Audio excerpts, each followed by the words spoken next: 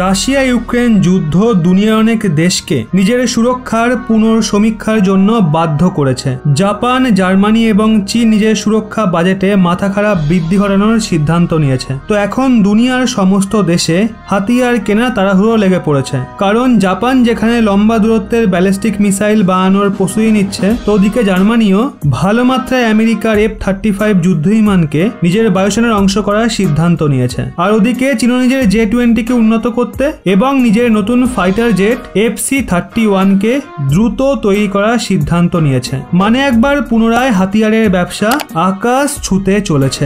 কিন্তু এই সমস্ত বিবাদপূর্ণ মহলের মাঝে একবার পুনরায় চীনা মিডিয়াতে ফ্রান্সের রাফায়েলকে নিয়ে চর্চা হচ্ছে। আর তার মুখ্য কারণ হলো রাশিয়ার ওপর লাগা প্রতিবন্ধকতার জন্য চীনের প্রতিবেশী এবং এশিয়ার অনেকগুলো দেশের মন এখন ফ্রান্সের রাফায়েলের দিকে যাচ্ছে। এক্ষেত্রে এখন চীনা মিডিয়াতে ফ্রান্সের রাফায়েলের বিশেষত্ব নিয়ে চর্চা হচ্ছে, যখন রাফায়েল আমেরিকার সব থেকে অ্যাডভান্স F-22 র্যাপ্টারকে এক প্র্যাকটিসের সময় নষ্ট করেছিল।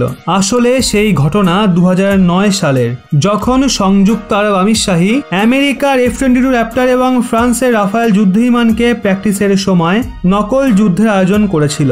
আর এই নকল যুদ্ধাভ্যাসের দরুন 5 বার F-22 র্যাপ্টার এবং ফ্রান্সের রাফায়েলের মাঝে ডগফাইট হয়েছিল, কিন্তু 5 বারই কোনো সন্তোষজনক ফল বেরিয়ে আসেনি। কিন্তু 6 বার ডগফাইট প্র্যাকটিসের দরুন ফ্রান্সের রাফায়েল আমেরিকার F-22কে ধ্বংস করে। যদিও আমেরিকা প্রথমে ফ্রান্সের এই দাবিকে অস্বীকার করেছিল, কিন্তু যখন ফ্রান্স ডগফাইট প্র্যাকটিসের ভিডিও জারি করেছিল তখন আমেরিকা মেনে নেয় রাফায়েলের পাইলট খুব ভালো এবং আক্রমণাত্মক ছিল।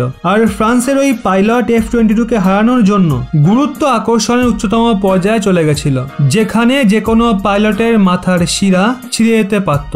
মানে 2009 সালের ঘটনা থেকে এটা জানতে পারা যায়, যদি রাফায়েলের পাইলট খুব দক্ষ এবং অত্যধিক রিস্ক নিতে পারে, তাহলে যুদ্ধের ময়দানে রাফায়েল দিয়ে 5ম প্রজন্মের ফাইটার জেটকেও কাবু করা যাবে। আর যেমনটা এই সময়ে ভারতের কাছে রাফায়েল যুদ্ধবিমানের পুরো ডেরা মজুত রয়েছে, আর বর্তমানে রাফায়েল 2009 সালের রাফায়েলের থেকে অনেক বেশি অ্যাডভান্স। আর যখন 2009 সালের রাফায়েল নকল যুদ্ধে F-22 র্যাপ্টারকে তছনছ করতে পারে, তো আজকে রাফায়েল চীনের যে কোনো যুদ্ধবিমানের গরিমাকে সহজেই উড়িয়ে দিতে পারে। আর এটাকে নিয়েই চীন তার ক্ষমতার পুনর্সমীক্ষা করার সিদ্ধান্ত নিয়েছে। বন্ধুরা, এই সম্পূর্ণ বিষয় নিয়ে আপনাদের কি মতামত? আপনাদের কি রাফায়েলের প্রতি 100% ভরসা রয়েছে?